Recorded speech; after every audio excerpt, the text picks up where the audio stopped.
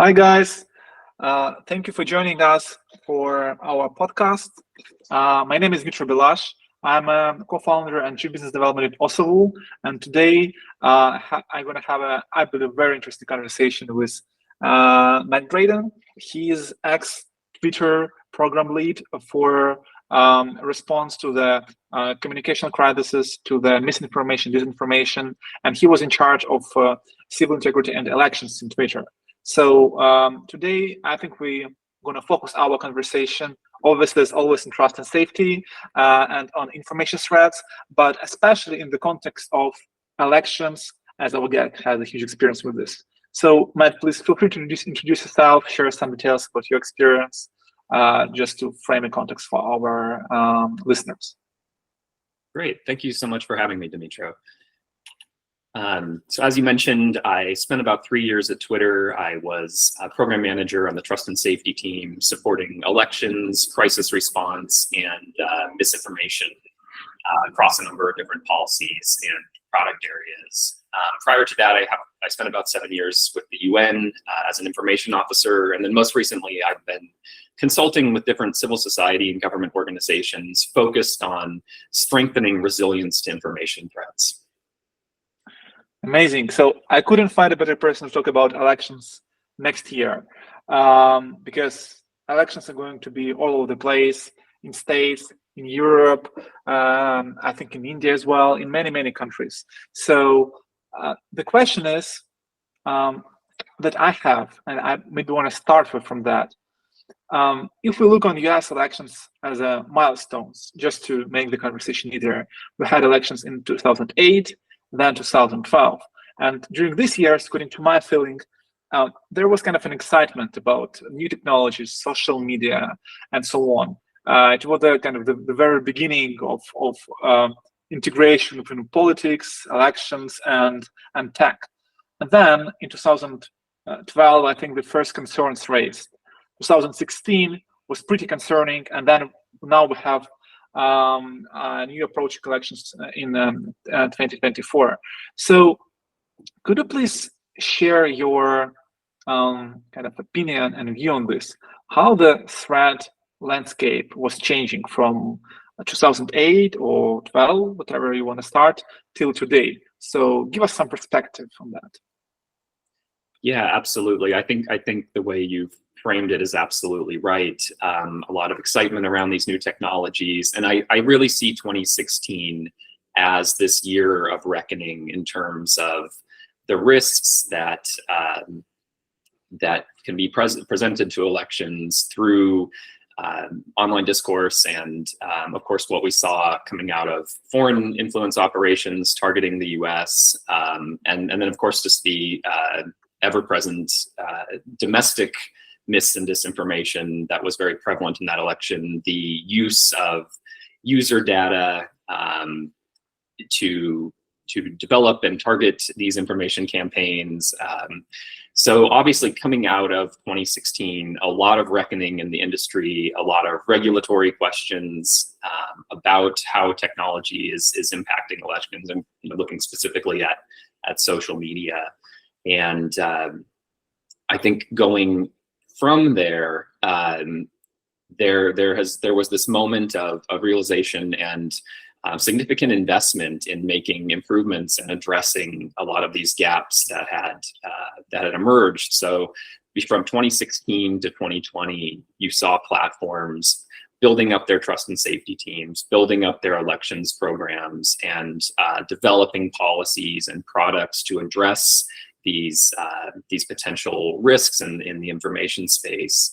And this was a really positive development in a lot of ways. There was a great deal of expertise that came into the companies, a lot of support for them. And I think you really saw the results, the positive results of that investment in 2020. Now, obviously, 2020 was not a perfect election year by any means. We saw the discourse around election fraud and stolen election that led to the events of January 6th. But from certainly, I think, the perspective of foreign influence and the impact of that influence and reach, and the overall preparedness of the platforms, there was a significant improvement between 2016 and 2020, in my view. Now, going into 2024, as you mentioned, this very challenging election year. You mentioned India, the US, of course. I'm thinking also about Taiwan, Mexico, Egypt. I think there are 40 plus major elections in 2024. This is going to be very challenging. And it's happening in this moment where platforms are now pulling back from those same investments they made after 2016. I think a big turning point there was the acquisition of Twitter and the significant cuts that Elon Musk made to that company, specifically, I mean, across the company, but certainly they impacted trust and safety teams, and the industry took note. And some industry leaders have actually explicitly cited Musk's decision to lay off staff as inspiring their own decisions. Numerous companies have big cuts in the past year, and those have impacted elections teams, impacted trust and safety teams. And that's really concerning to me. And I think that we're going to see a lot of challenges to support all of these elections. And I think about, from my time at Twitter, what 2022 looked like, with both the Brazilian presidential election and the US midterms coming around the same time. And this was at the height of capacity for election staffing at Twitter. Obviously in the backdrop of a lot of other things going on in terms of the acquisition, but still a really robust programs with a lot of lessons learned from 2020 and 2016. And it was a struggle to support those two elections simultaneously. The teams were stretched. And so I can only imagine, with less people and more elections and an even more polarized society, I think more, you look at some of the threat actors. Russia, obviously, I think is going to be less constrained by the threat of sanctions, by other threats, because they've already done so much. And you're seeing more activity from China. Meta just released a threat report with their largest ever, I believe, takedown of Chinese fake accounts. And I think you're just facing this kind of perfect storm of lack of capacity, very motivated threat actors, and just so many elections across the world to deal with. It's going to be a challenging year. What kind of, if you talk about threats that are typically new, like what kind of new types of threat may come, according to your experience, your vision, next year? Something that we haven't seen before, but it's likely to be in place in 2024. Yeah, I mean, from my understanding, and I'm not as in the weeds as an expert on some of these issues, particularly on the technical side as some folks, and I think you and your team are. But from my perspective, I certainly see there has been a lot of time to learn and refine in terms of information tactics from some of these threat actors I mentioned. Seeing what's worked in the past and what hasn't. Obviously, some new technologies are very much top of mind, although, and I think we'll be able to talk about this in more detail later, but we look at things like generative AI and other technologies, and I think they certainly introduce some new variables, but it's difficult to say what the real impact of those will be. That perhaps just making some of the traditional tactics easier and faster to carry out. And perhaps introducing some total unknowns too. But so I think about just these actors who have had a chance to really learn and improve their methods, and again, doing so in a landscape where the platforms are less prepared. And then there's this additional challenge that I see of the politicization of counter mis and disinformation work. And this is in the US, but I see other parts of the world taking note of this trend as well and exploiting it, where we've seen the congressional hearings targeting social media platforms for their relationships with law enforcement, for example, or other parts of government, targeting them for their relationships with academic institutions or civil society organizations that are researching mis and disinformation. And these tools were really effective in 2020. There was a program that Twitter was part of and other platforms called the Election Integrity Partnership. And this brought together platforms and academic institutions to share tips and escalations for content. The decisions on what to action were completely left with the platforms themselves. It was a very well organized and well sealed off operation, but it was a really important way to share information. And that relationship and then that kind of forum for information sharing and coordination, those are under attack. And I think that's going to make it a lot harder to address these threats when you've got everyone in silos, kind of afraid to talk to each other. There's still possibilities to talk when it comes to foreign influence.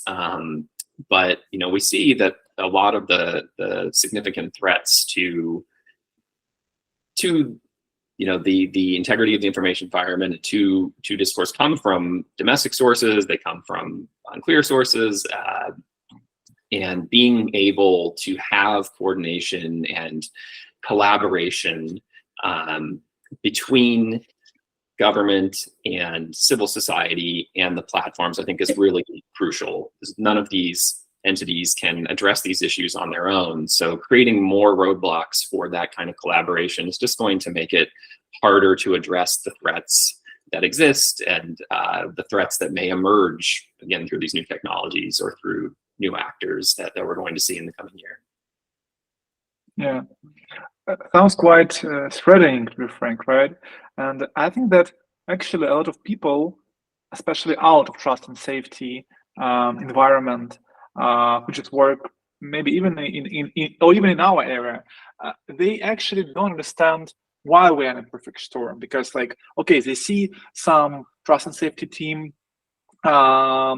challenges, right? They see that less people are working there in the companies, but they not always understand what people were doing there, because it's usually the work that's happening on the background. So just to explain to people who are not into the topic, could you please share an example of your workflow, what you and your team actually did, let's say in 2022, in the context of midterm elections or earlier? So how your day of work was looking like, and what did you practically do to protect elections in the US? Yeah, that's a great question. And it's something that I've encountered in a lot of my conversations with stakeholders from outside of tech, working recently with government or with civil society actors, both in the US and in Ukraine and elsewhere in the world. And I think there's a big, what I've been referring to as the kind of understanding gap between these actors. And that flows both ways, but particularly when it comes to, and this is the I think the onus is on the tech industry to peel back a lot of this, but there's just a lot of mystery and a lot of questions around how trust and safety and policy enforcement operations work, how policies are developed, understanding those mechanisms and processes and all of the teams that are part of making that happen. So, what I've really wanted to try to do in my post-Twitter time is really shed some light on that. And I think that there's just so many misconceptions about how these things work that I think if we can get more on the same page, it'll really allow for more effective collaboration. When you have a civil society group, for example, that can raise an escalation to the tech to a tech partner and have it really be actionable and have the elements it needs. But to answer your question about the kind of day-to-day, let's debunk this information about trust and safety teams. in big tech. So what do you actually do, like without mystification?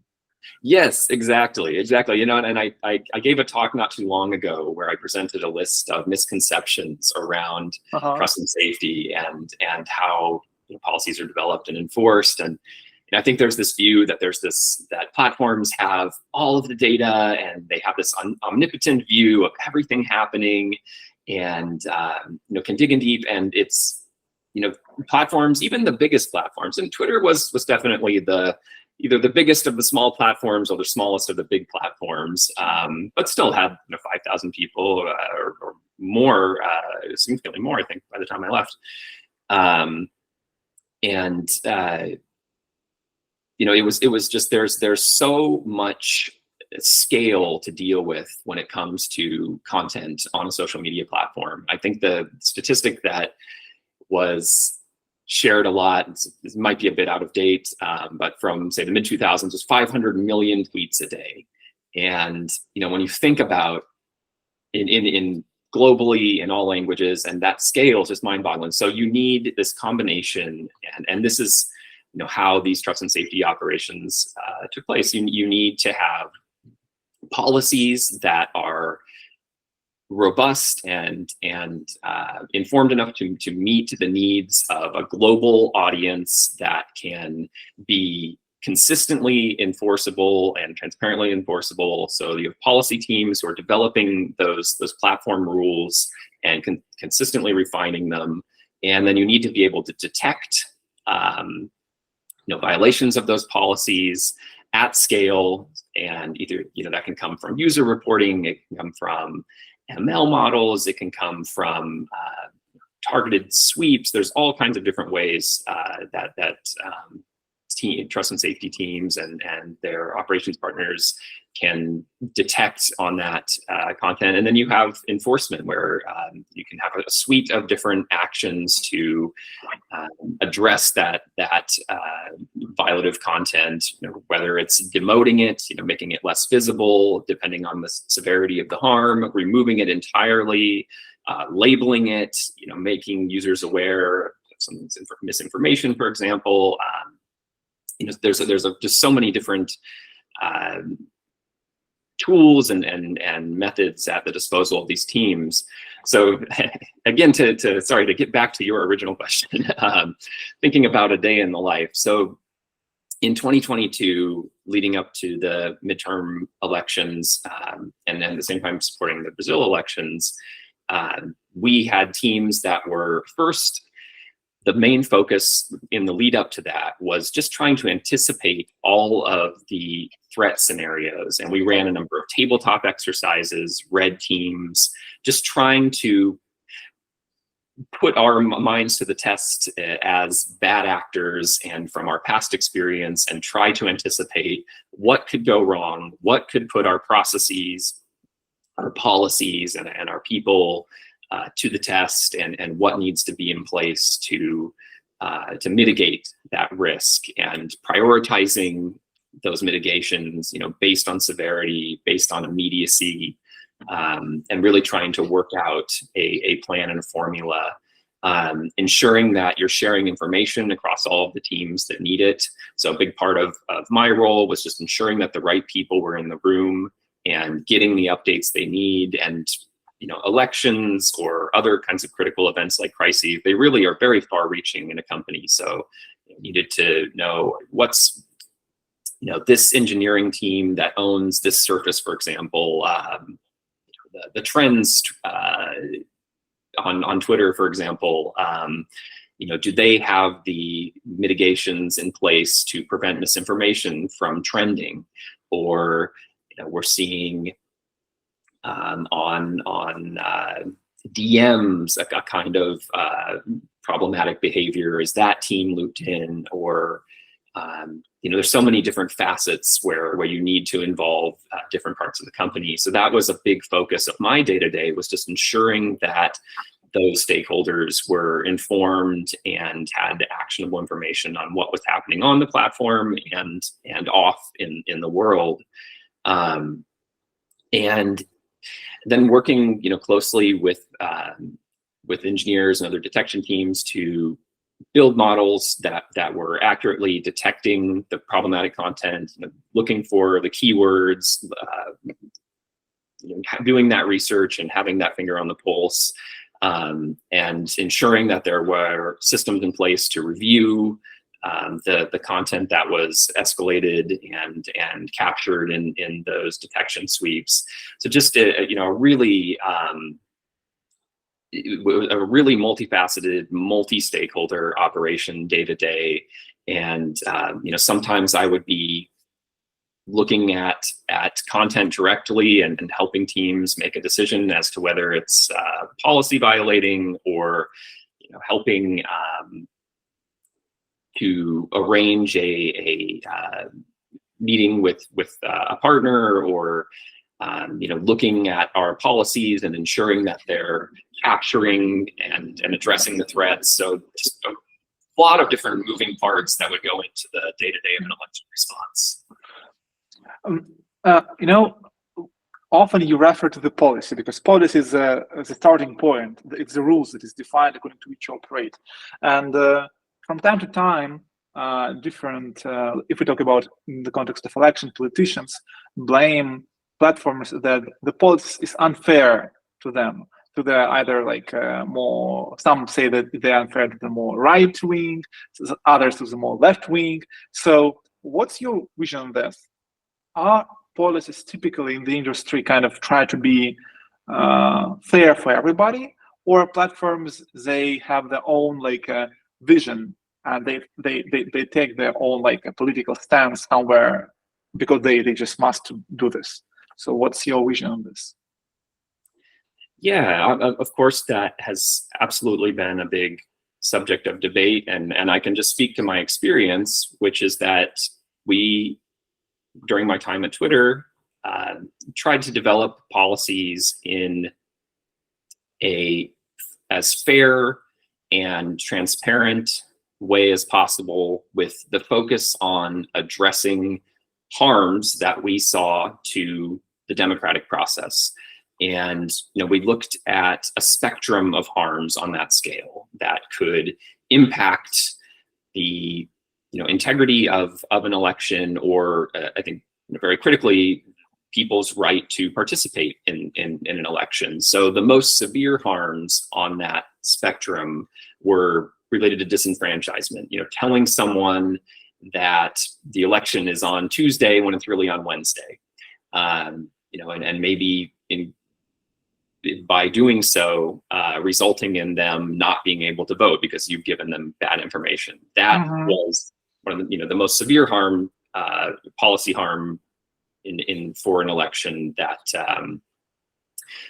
we saw, and would remove that content and action that very, very severely.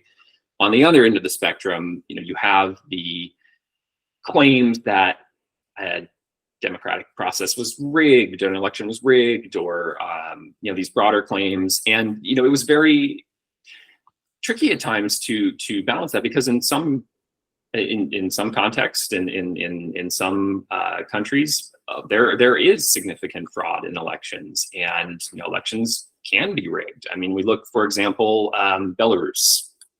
I mean, someone claiming on Twitter that the Belarusian election was rigged, well, I think they have a very legitimate point, and would not want to act. The policy, it would not be in the spirit of the policy to action that content. So it needed an understanding of the broad consensus from experts on the democratic integrity of a given election, and needed to be constantly tuning that and understanding and speaking with outside experts. And I think, again, from my experience, I think Twitter navigated that well in the time I was there. And I think there were a number of people of integrity who really wanted to implement these policies, agnostic of politics, of any ideology, but just ensuring that people were able to fairly participate in an election, and also express their view, but not do so in a way that would interfere with others' rights to participate in a fair and free election. Yeah.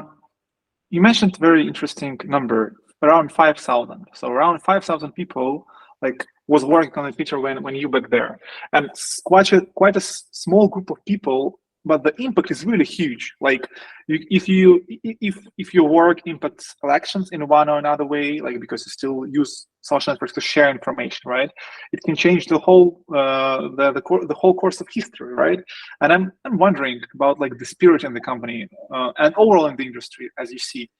If you, I don't know, just pick a random engineer or a random tech leader or a business person from the team, do they actually realize the power to which they are on which they are working, or it wasn't that visible, that understandable, and you needed to explain it? Yeah, that's a really interesting question. I think the people I worked with certainly appreciated the responsibility that had been placed on them and took that very seriously. It was interesting coming into Twitter. I had a career outside of tech, outside of the private sector with the UN, and I was expecting, based on what I had heard and read, that the engineers and the product people would be very resistant to trust and safety concerns, to the issues raised by a team like mine. And it was a really pleasant surprise to find that it was quite the opposite. In some cases, in fact, we had engineers, consumer engineers, not focused on trust and safety or elections or crises, who felt more passionately about these issues, about integrity, about user safety. And we would sometimes be facing a lot of pressure from them to make more changes and move more rapidly. And I thought that was great. There was a sense of mission, a sense, as you said, of the importance of the platform. And I felt like we had very strong leadership within my team and within the broader org under which trust and safety sat, which included the public policy team and legal teams. There was a woman who led that org named Vijay Gade, who really, I think, set a very strong tone of respecting this responsibility that the platform has and ensuring that we lived up and met the expectations of users to maintain a safe and high integrity experience. And yeah, it was very certainly in the heat of those moments. I think particularly about the 2020 election, or responding to the full-scale invasion of Ukraine, where things were moving very fast. There was enormous pressure from internal partners, from external actors, and my team certainly felt like we had a great responsibility and needed to, we couldn't walk away. This was something very important that we needed to apply all of our knowledge and efforts to support, because it had very real impacts on people's lives. And that's moving us to my next question regarding the Russian invasion of Ukraine and the current Russian-Ukrainian war. So you were at a place in Twitter when it started.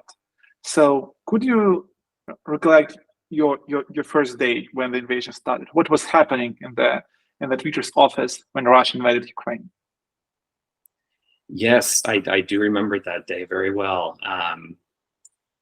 So I think, like the rest of the world, we had been watching and waiting to see what the Russian intentions would be. There had been the buildups at the border in the past that had kind of diffused, and I think there was hope that this wouldn't result in what it did result in.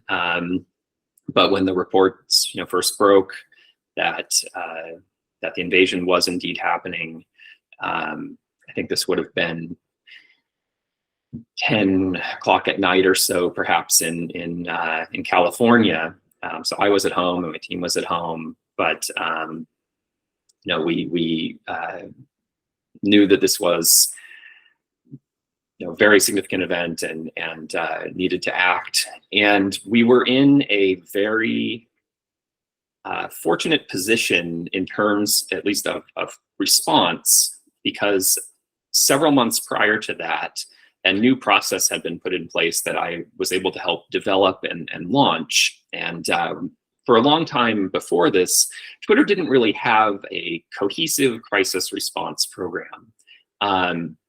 Certainly the platform had dealt with a number of crises in the past and was very, very adept and had a strong playbook for more acute crises. So unfortunately, what's sadly very common, say a mass shooting incident or some kind of short-lived event.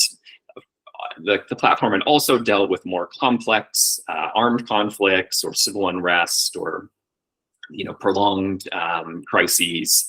In particular, thinking about the Taliban takeover of Afghanistan or the Tigray War in Ethiopia were both examples of crises, but we really hadn't, in the way that we did for elections, codified a clear playbook and process for how to respond to these. And recognizing that need, I worked with a number of different people within the company to build that process and playbook. And basically, we put in place a plan for how do we detect and get early warning that something significant may be happening somewhere in the world, both looking at the signals on platform and the signals off platform. How do we have a menu or a mapping of all of the different things that we can do, the policy interventions, the product interventions, all the different levers that we could pull to respond and be able to assess a crisis, based on different risk types and say, okay, for this, we need to apply this mitigation, and this mitigation, and here are the people who need to be looped in. And so we built out that plan, and as coincidence would have it, that was launched right in January 2022. So we had this quite new process in place, and as the troop buildup was occurring in December and January of that year, we had activated this process and began preparing for the potential of the full-scale invasion. So getting the teams together that needed to meet, starting to do the pre-planning and pre-production on some of the interventions that we would put in place. And when on February 24th, the invasion did happen, we were able to quickly act in a way that we just hadn't been able to in the past, and just basically put the green light on these interventions. So one example in particular, we have this had this product intervention where to ensure that users who are in a crisis situation can have quick access to the tools they need that might help them protect their safety or their privacy. So say, for example, that you've been an activist and you've been posting tweets critical of the government, and now there's an invasion of your town. You want to quickly be able to remove all your tweets or disable your account or make your account private. And knowing how to do that can be a challenge. So we put a pop-up that appeared for every user in Ukraine and had it translated into Ukrainian to lead users to those resources, a bunch of different tools and articles for protecting your account and your privacy and your safety. And in the past, that had taken about 2 weeks to translate and get all the products and engineering requirements in place and get that launched. And for Ukraine, because we were able to do some of that in anticipation and beforehand, it only took a couple of hours to get that live on February 24th. So we were moving very rapidly in a way that we hadn't in the past. And I was proud of that, and that we were able to really respond quickly. Often when people think that platforms take some actions and they do interventions, typically they think about like mainly three categories of actions. One is like banning accounts. Second is depromoting content, and banning the content itself. So maybe we can talk about like these three stuff that everybody's interested in. So regarding banning some accounts, did Twitter have a policy to intervene and ban some accounts from the platform? And what was the policy to do this in the context of Russian-Ukrainian war? Yeah, absolutely. So, in the context of the war, there, until a specific point several months later, when a new policy specifically was launched around crisis-related misinformation, which I can talk about a bit,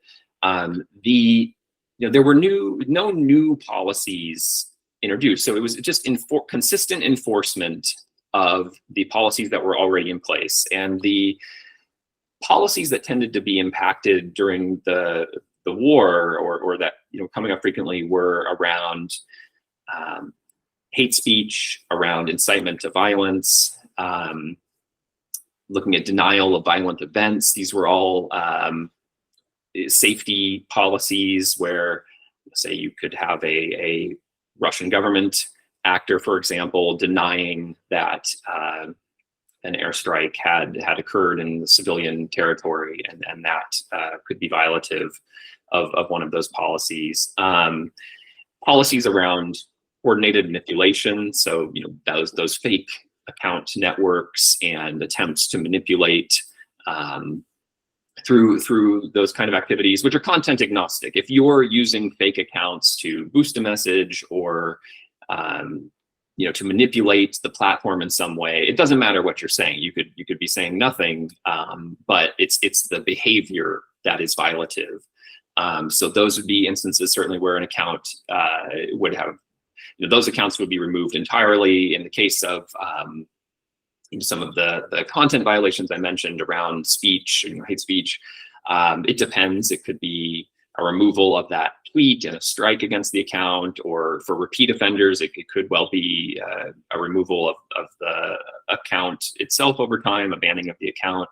And of course, I'm speaking to just to be clear, to Twitter 1.0. So I can't speak to Twitter today or X or their policies, but at the time, these were the policies that were in place. Mm-hmm. And I think those were mainly the types of content that presented challenges. Our state media policy was also very significant during this time. There were regulations in the EU, most significantly around removing those accounts entirely, which Twitter complied with. In other cases, our policy would ensure that those accounts were labeled and that they were de-amplified, so they weren't as easily searchable and recommended by any of Twitter's systems. And we extended that to Russian government accounts later as well, so those would not be recommendable, and they would be clearly labeled. And I'm thinking of any other accounts that or other policies that may have been relevant. May I ask you about the policy? I think actually this discussion happened even before the acquisition of Twitter. Quite a lot of Ukrainian Twitter community, they felt that Twitter was not a friendly platform to them, because they were saying that when they're sharing photos with the war crimes or sharing the information about the war, their posts were depromoted and they get less reach. I think the peak of the discussion was some kind of screenshot that was proving that there is a specific category for Ukrainian war-related content. So I'm not sure whether you were still there when this was happening. So if you can give some light on this, it would be really interesting. Was really Ukrainian-related content from Ukrainians depromoted, and if it was, why, and was there actual specific category for Ukrainian-related war-related content? Sure. I can speak broadly to how some of these systems work and what might be happening here. It's difficult to comment on any particular case, but I think that often there are numerous reasons why a piece of content or an account may have a diminished reach, and these can range really widely. It could be just a signal that accurately or not, and of course this is the unfortunate reality that again, operating at the scale of Twitter, of a large social media platform, these detection systems are not perfect, and a seemingly benign change like changing some aspect of your account, profile, or maybe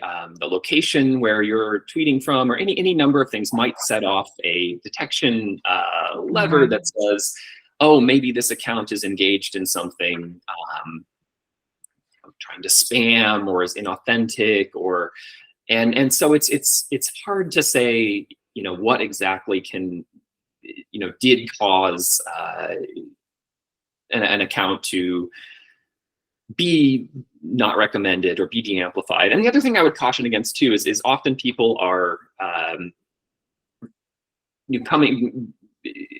becoming aware of this issue through these third-party tools, and and not to say that they're totally inaccurate, but these can really vary widely in quality, and they just don't have the ability to see inside Twitter systems.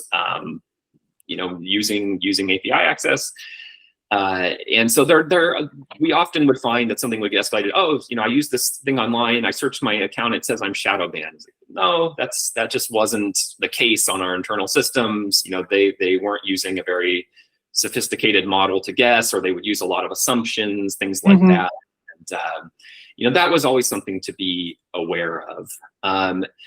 Now, and again, but you did raise an important point, I think, about a very real challenge around issues like sensitive content in the context of crisis. So, showing a photo or a video of the aftermath of an airstrike or combat, and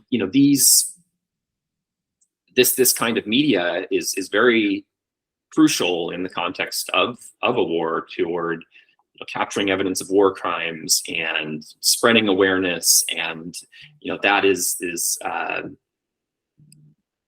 think something is broadly agreed that is very important content to capture. But at the same time, there were filters in place to ensure that if users did not want to see sensitive content, they wouldn't see it. It would have a blur or not be recommended. So balancing between people who perhaps did not want to be confronted with something graphic or violent, and at the same time, capturing and spreading that. And it was a constant balance. And certainly, I think that the policy teams and enforcement teams would always try to provide the necessary context of, in the context, the broader context surrounding this case, it is newsworthy and in the public interest to maintain, whereas something that's gratuitous or unnecessary would not be. And it was just this is one of the really core challenges of content moderation and the trust and safety field is knowing where to draw that line. And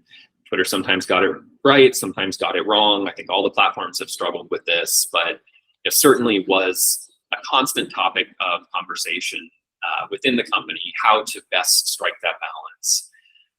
You mentioned the Ukraine war classifier that had been shown in those files that were shared, the source files. I don't want to give the definitive answer here because I haven't really dug very, very closely into that case, and I'm not an engineer and don't spend a lot of time in code.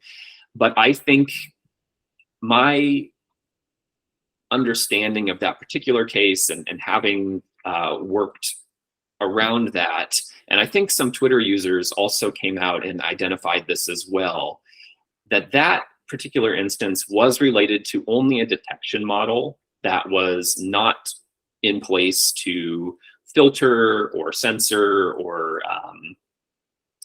in any way affect the conversation around discussion of the war. It was particular to the live streaming audio spaces, and I believe it was only used to detect if a space was talking about the war and if the teams needed to review for anything that could be violative, just so there was detection and awareness. So if this was a Russian propaganda channel talking about the war, I'd want to know. If it was Ukrainians talking about the war, then obviously if there's nothing violative of the policy, it wouldn't have been effective. Thank you for sharing this. I think it was important for many people to actually have a light on this story. I have maybe one more kind of visionary question, because this war and many other wars often happens because of propaganda and this misinformation, you name it. The problem with the COVID that we had was also largely related to the not clear understanding and explanation how to fight the virus. And the same story with elections that can be affected by the propaganda and wrong perception of people and the processes. And at the same time, companies pour billions of dollars into this efforts. There's also non-government initiatives, government initiatives, and still we're not doing that well with this. We still kind of have this problem. We will always have it, but it doesn't seem that we have a huge huge improvement. So why do you think people are buying the stuff so easily, this misinformation, and why is it so hard to handle this? So what we're doing wrong? Yes, I really wish I had a good answer for this, but I do have some sense of some of the questions, at least. In the sense that I completely agree. There's been a huge amount of investment in countering propaganda, countering mis and disinformation, malinformation, and we really don't know if it's effective. And there's so much that we still don't understand about the impact of these threats to the information environment, about how the information environment works, just what really leads to change and action, and what the true impacts are. I mean, I think the 2016 election is a great example of that. There has been so much discussion around Russian influence on the 2016 election, and we know that certainly there were efforts made, strong efforts made to change the population's opinions and to manipulate people into going to real world rallies and events and spread these narratives.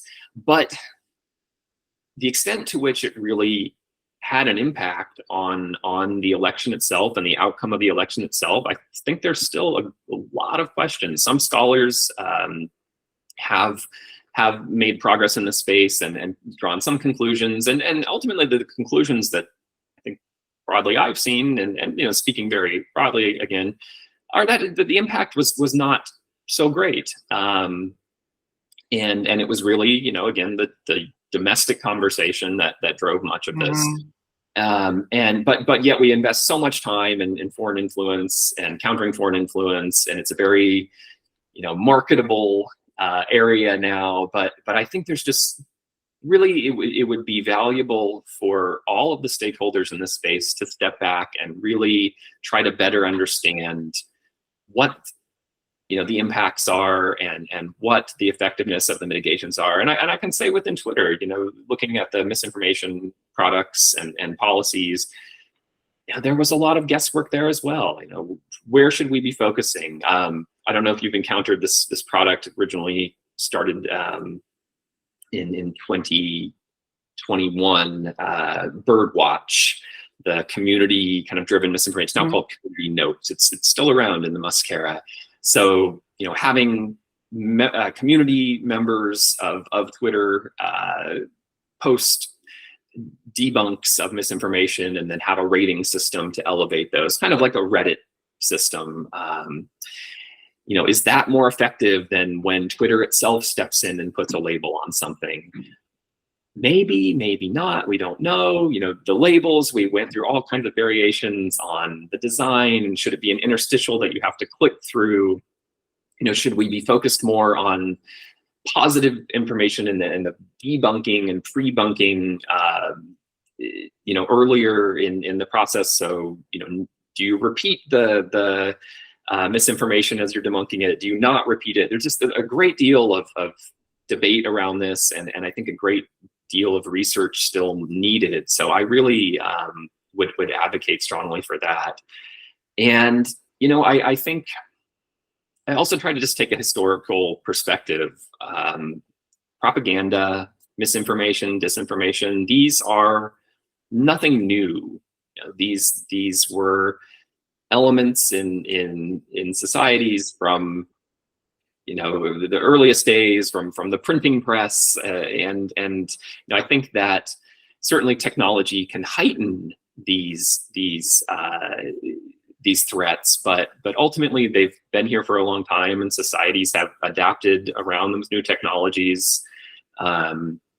And I think that's a kind of just a helpful perspective to take as well, and not getting so caught up in the hype of, say, an AI or deep fakes or any one of these individual technologies where a lot of time and energy and focus get spent on them. I think just having that broader perspective is really valuable. And then just the last thing I'll say is, you know, how can we improve and how can we grow? Well, you know, I think we should look in a lot of ways to Ukraine. Ukraine's been an example for the rest of the world. It has been in the face of a relentless onslaught of propaganda, of disinformation, and yet has still largely stood united as a country and as a people. And we need to understand what elements were there to make that possible and take those lessons to bolster other democracies. I think it's a very much positive note. Like, I hope that Ukraine can contribute and share more about how we build this unity, because it's also a phenomenon for us, how under this whole pressure of propaganda, we manage to stay united and even like build improved critical thinking among population. So it's also need to be studied, and we'll be happy to share the results to make our partners stronger in front of the threats. Thank you, Matt, for the conversation. It was really a pleasure having it with you here. And considering all the challenges, we hope that elections next year will be fair, will be effective, and acceptable, and like just right with fair desires for US democracy, for European democracies, and all over the world. Thank you for that conversation today. Thank you so much for having me. It was a pleasure.